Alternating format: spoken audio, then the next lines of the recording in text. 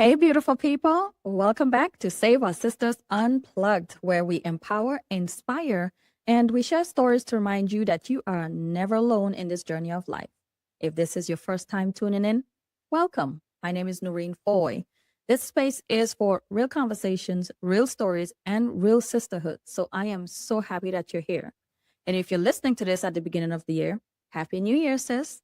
Not in a new year, new me kind of way, but in a thank God we're still here and still becoming kind of way.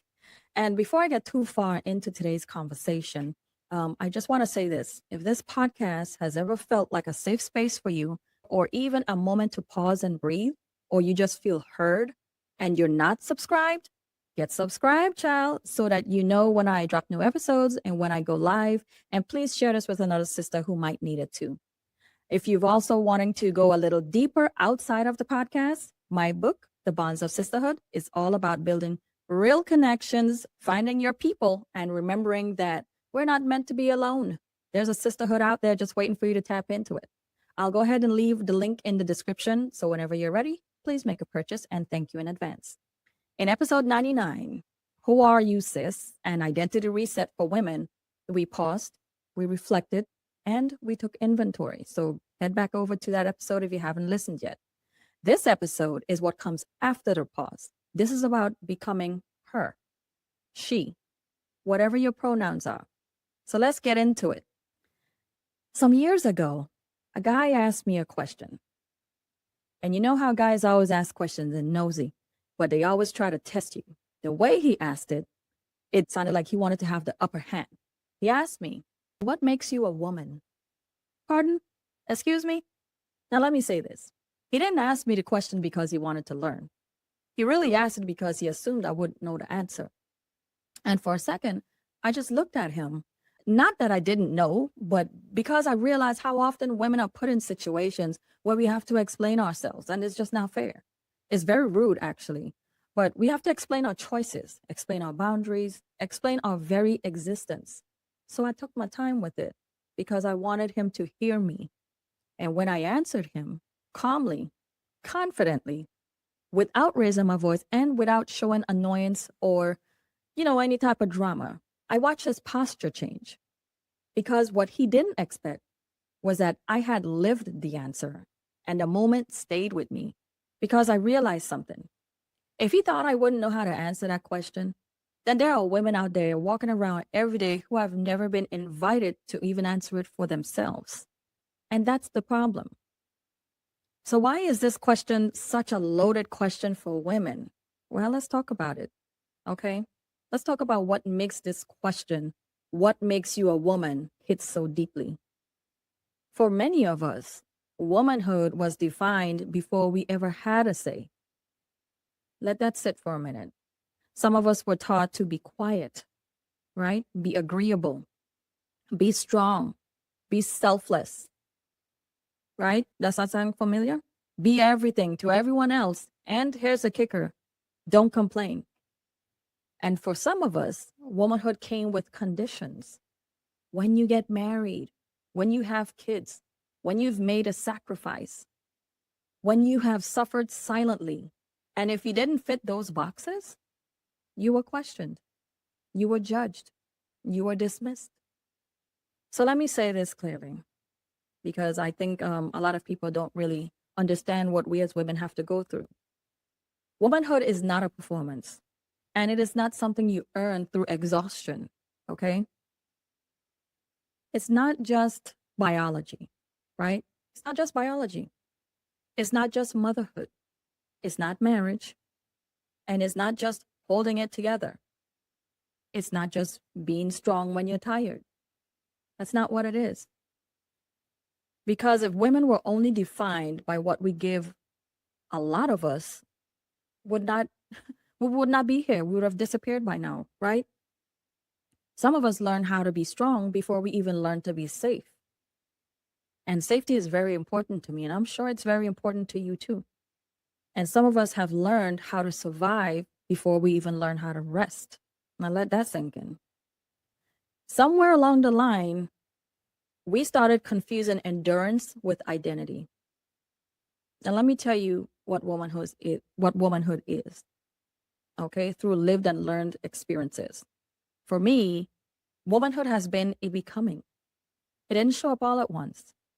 It showed up in grief, in growth, in loss, in letting go, in choosing myself, even when it was uncomfortable, right? So womanhood is learning when to soften and when to stand firm. It's understanding that you can be nurturing and have boundaries all at the same time. Some people don't think that it has to be one or the other. It does not. You can have it at the same time. And it's also knowing when to pour out and when to pour back into yourself. See, a lot of us, we pour into other people, but we don't pour into ourselves. Womanhood is not about perfection. It's about alignment. And alignment looks different for every woman and everyone listening to this. Now, I do have some questions that I want you to ask yourself, and I want you to just really be very honest about it. Don't rush them. Who taught you what it's meant to be a woman? What parts of that teaching still feels true? What parts feel heavy? What parts did you carry because you had to, not because you chose to? And what parts of yourself did you quiet just to survive? Huh? And finally, who are you becoming now that you're listening to yourself again? Because a lot of times we don't really listen to ourselves. We listen to everyone else. But sis, you don't have to answer these today, but you do deserve to give yourself the space to actually ask them. And listen, and share them with other women. See what their answers are. You know, because we really need to, when we learn something new, we need to share it. So let me say this to you clearly and with love, right? You don't have to prove your womanhood, not to a man, not to society, not to your family, not to anyone. Your womanhood is valid when you're healing, when you're rebuilding, when you're unsure, when you're evolving, especially when you're evolving, okay? This year is not about becoming someone else, unless that's what you want to do. It's your life. You can do whatever you want with it. But it's about becoming her, the woman you've always been, beneath the noise, the expectations, and the survival mode, which a lot of us really live in that mode, survival mode. And sis, she's already enough. All right? Don't ever let anyone make you feel like you're not enough. You are enough. So I bet you're wondering what my answer was to this guy, because he was very cocky and just waiting for this little tea to spill. I told him this: I'm a woman because I know who I am and I know what I'm worth. I don't wait for others to validate me. I validate myself. I take care of my family, and I am deeply passionate about helping others. Because I understand the power of my words, I know when to speak and when to listen. And sometimes that's our problem. We need to learn when to talk and when to shut up, because you learn a lot when you just listen in silence. I don't give in to societal pressure. I walk to the beat of my own drum. I know how to give and receive love, right? And that is important. I know how to submit and allow a man to lead. And I also know how to speak life into my man, because I don't need him out here doubting himself. I need to, when he feels low, I'm going to speak that life into him so that he can get the motivation that he needs. And when I finish, I ask him, did that answer your question? And in a voice that sounded like his foot was in his mouth, he was like, yeah, I guess. Listen, don't try me, okay? Try Jesus. So I share that story not to tell you what makes you a woman, but to remind you that you get to answer that question for yourself, right? Your womanhood doesn't need permission, okay? As much as people think it does not. And you don't have to prove nothing to nobody else, okay? And it doesn't have to look like anyone else's, because we're all different. We're going to show up for ourselves in different ways. What makes you a woman is not something that you perform. It's something you embody. You know, it's either you got it or you don't. And the beauty is your answer may change as you grow, as you heal, as you become, right? Because we always evolve. We always evolve.